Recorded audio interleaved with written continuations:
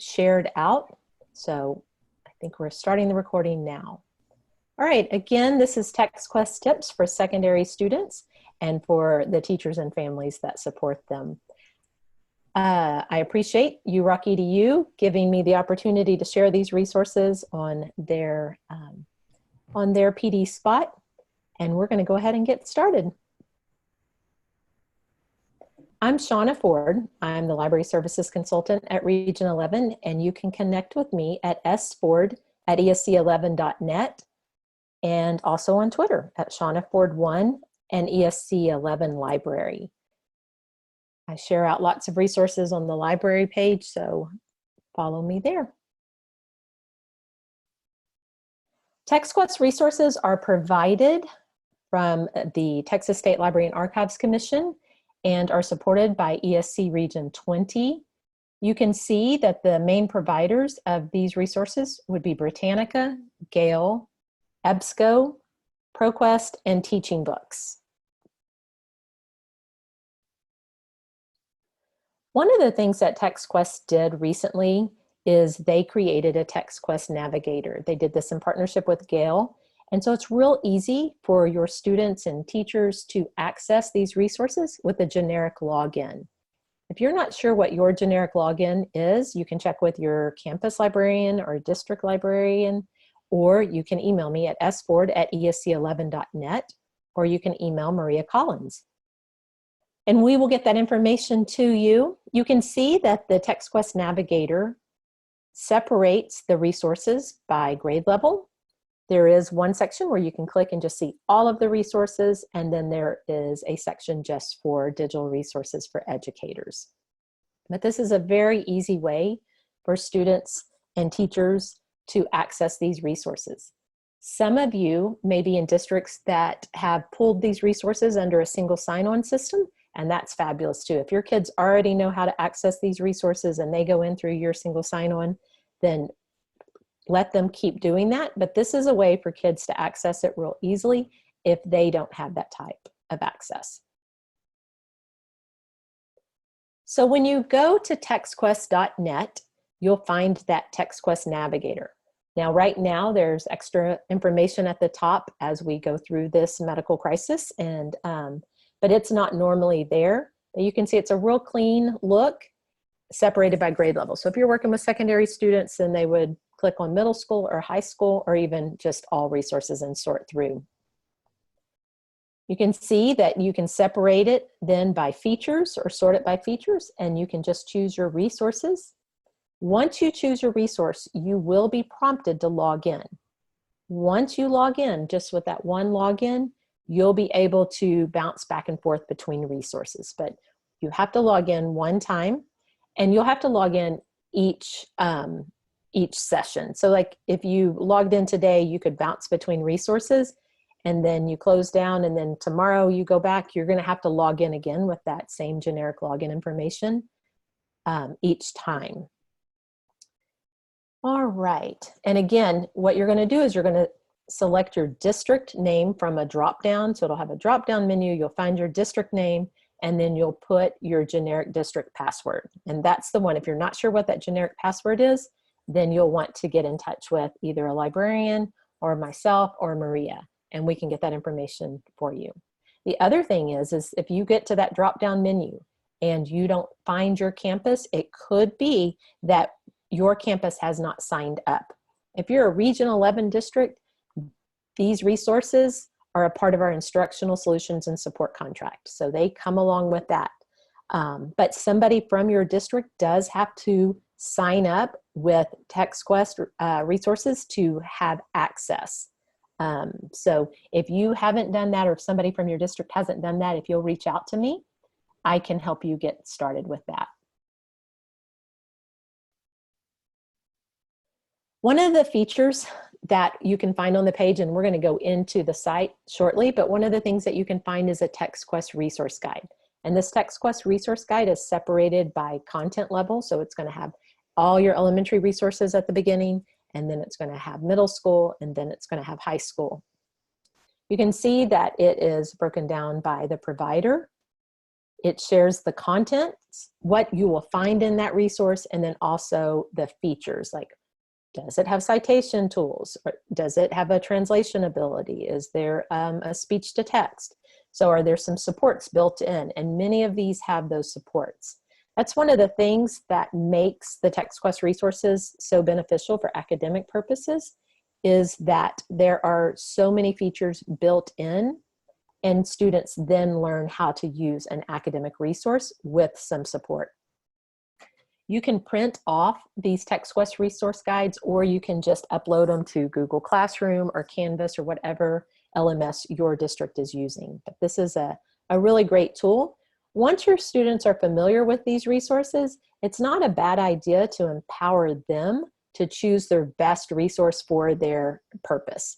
And so let's say that there's an assignment and they are familiar now with these resources that are provided through TexQuest. You can say, looking at the contents, which one of these do you think would be the best resource for this purpose? And really empower your learners to identify those resources. Oh, let me go back to this for just one second. I did want to tell you that on this TexQuest resource guide, these are all links.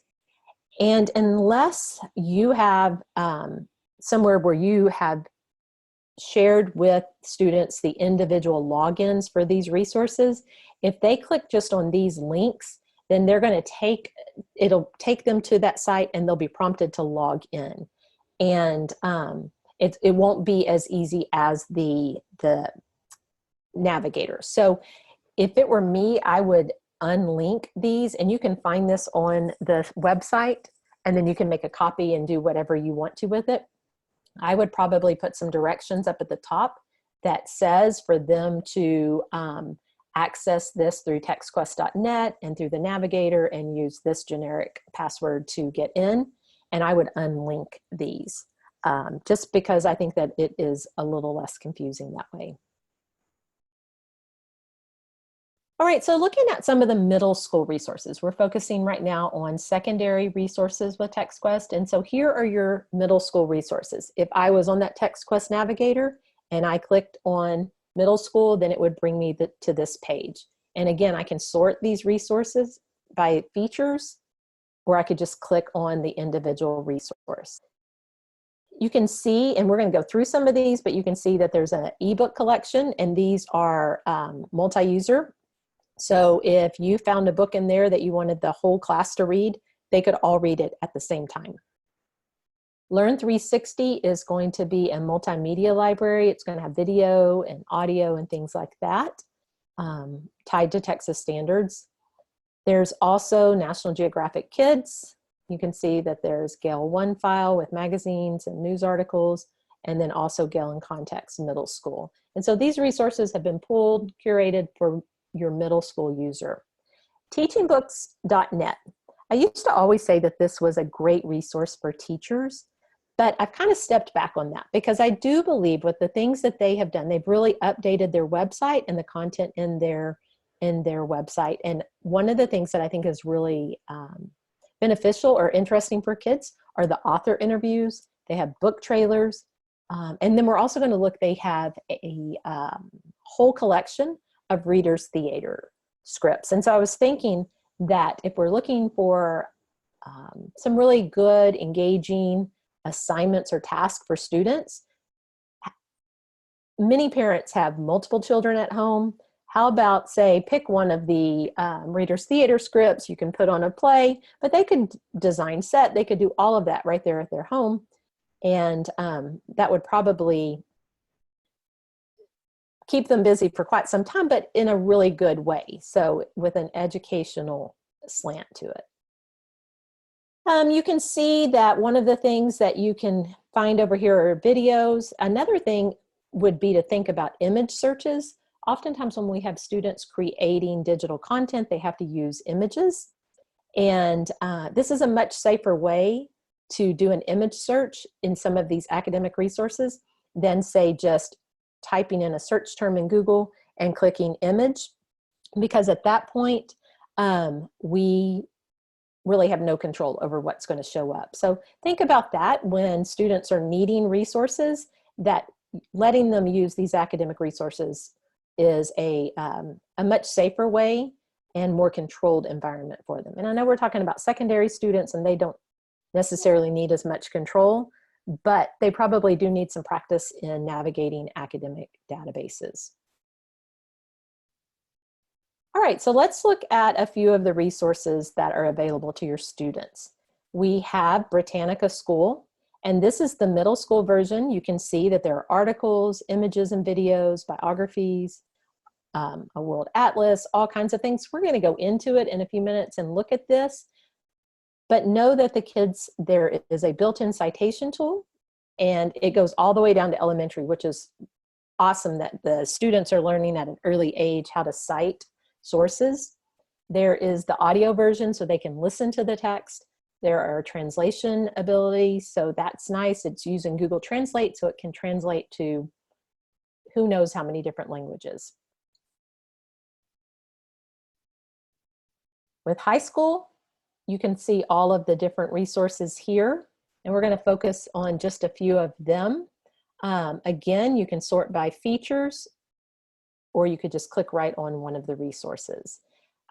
When your students are using it, they can read. I like how they have just the little bit of a blurb underneath it to let them know what they would find in that resource, and so they can identify the best resource for them, for their purpose.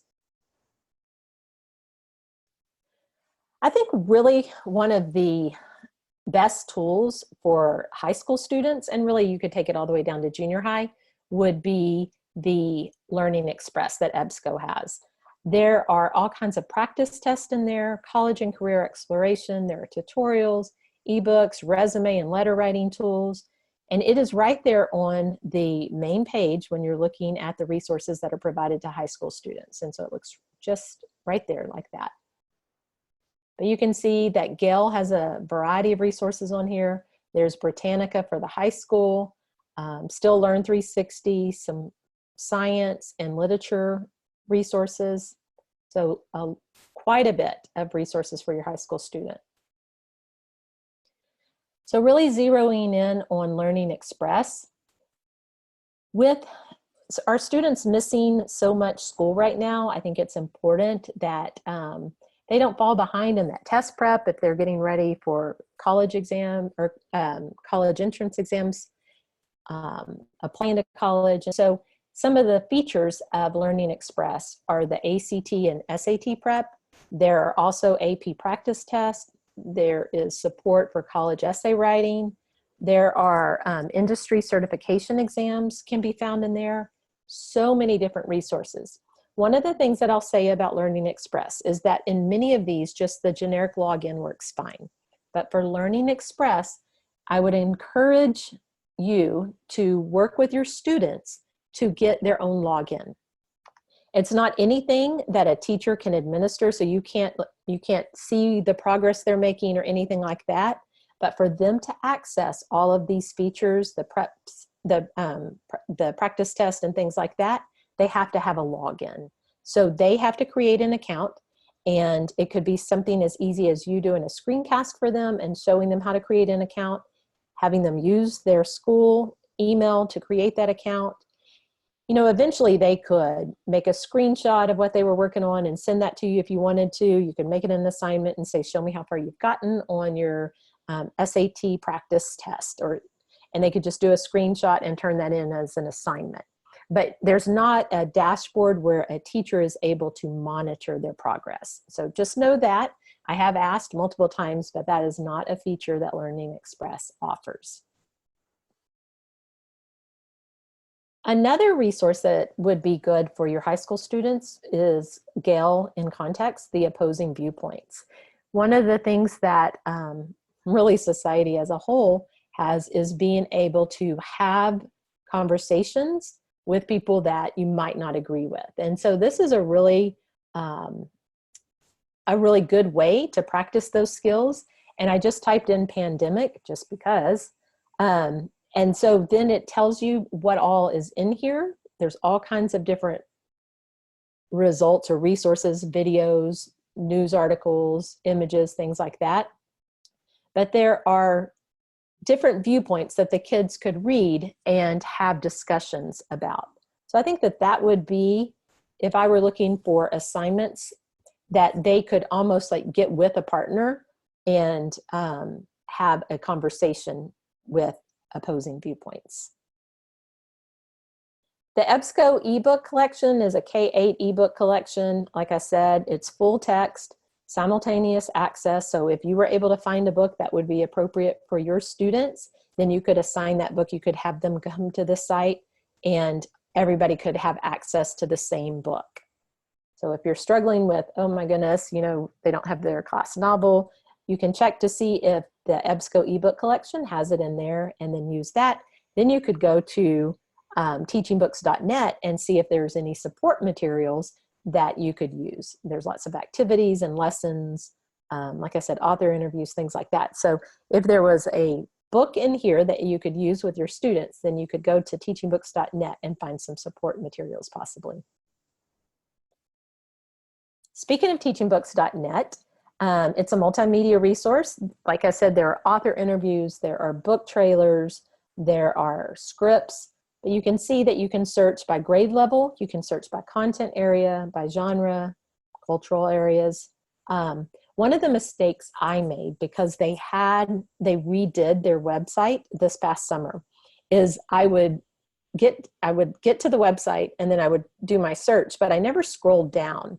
I encourage you to scroll down because there's a lot of great information as you go down that first page. So have a look at all the resources that teachingbooks.net offers. Again, the Reader's Theater scripts I think would be an excellent resource for us right now. Extras.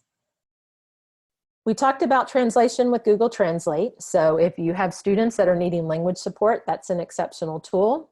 We talked about citations. I think the citation tool is important for our youngest learners all the way up.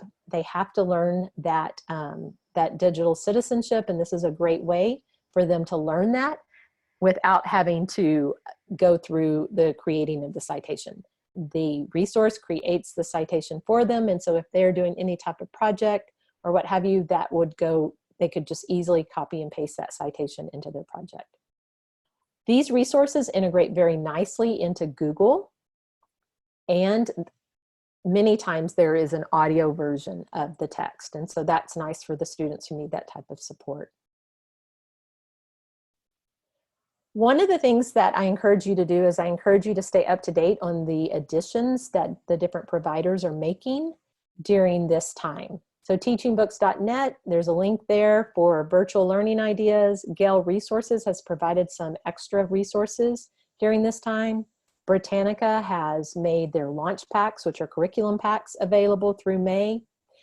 I would caution you though, that not to get too tied to these because they will eventually cost. And so I encourage you to use the things that you know are free and that you'll have going forward. And then if you want to supplement with some of these things, by all means do that, but just know that eventually they will cost to continue to have access to those.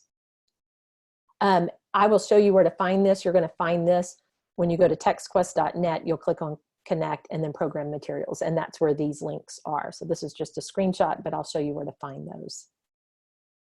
All right.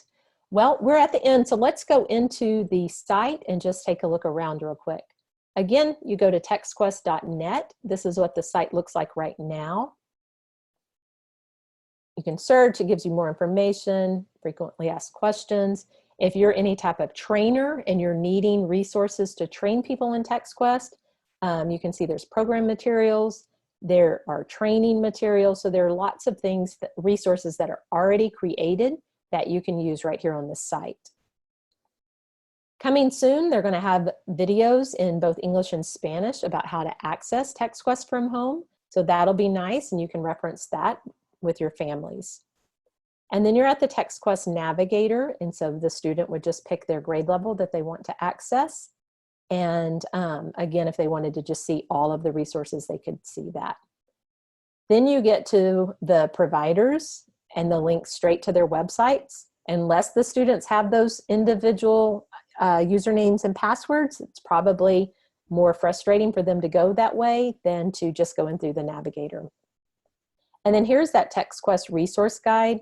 And so when you click there, it takes you to a Google Doc that you are able to make a copy of. You would just go to File, make a copy of, and you could just, actually, if you're a middle school teacher, you could just pull out the middle school. It starts with elementary, and then it goes on to middle school, and then it goes on to high school. So you can see that.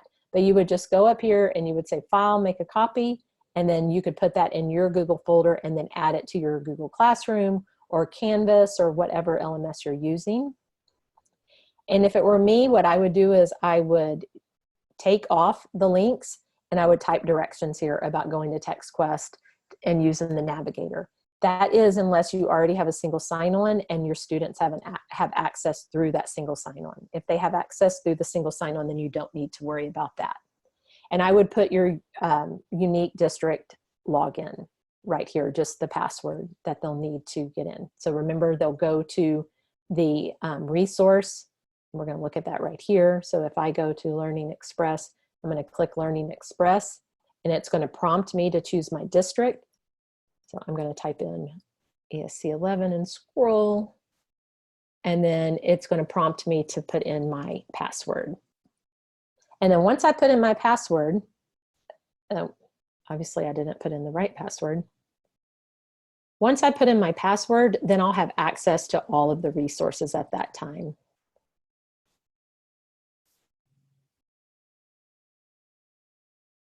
All right.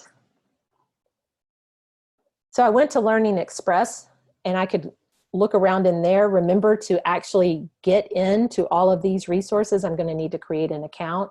So I would just go in here to sign in or register, and I would use my school account and I would have access to those things at that point. But now that I'm signed in, let's say that I want to go to the Gale Context Middle School, I could click on that and it's going to let me have access to that too. So I'm not going to have to log into each one of these. So you can see how easy it is to access those. All right, the other thing that I wanted to show you, and I can always get back by just clicking on TexQuest Navigator, is if you go to Connect and Program Materials, this is where those resources are, the updates and the additional resources that the providers are giving us access to. And then I showed you the general resource guide. There's also a science resource guide. If you're a science teacher and you're only focused on science, then you could use that one. There's one just for elementary students. There's one for EL and dual language. And so there are a lot of good resources. And I wanted to show you, there's also TexQuest digital resources to support accommodations. This is actually like a presentation, but it gives you some really good tips on the built-in supports within TexQuest and the resources that they have. So if I go back here, remember I can go to high school. And just, I mean, so many different resources.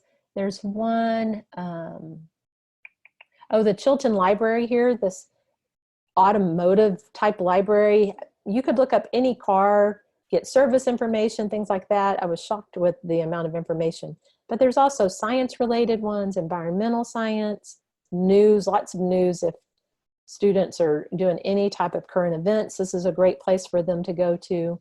So just a lot of great resources that are vetted resources. Right now, y'all are having so many different tools thrown at you. So these are vetted resources that your students have access to. If you need help with any of these TexQuest resources, you can reach out to me. You can email me at sford@esc11.net. You can reach out to Maria Collins. She also would be able to help you with any of these things.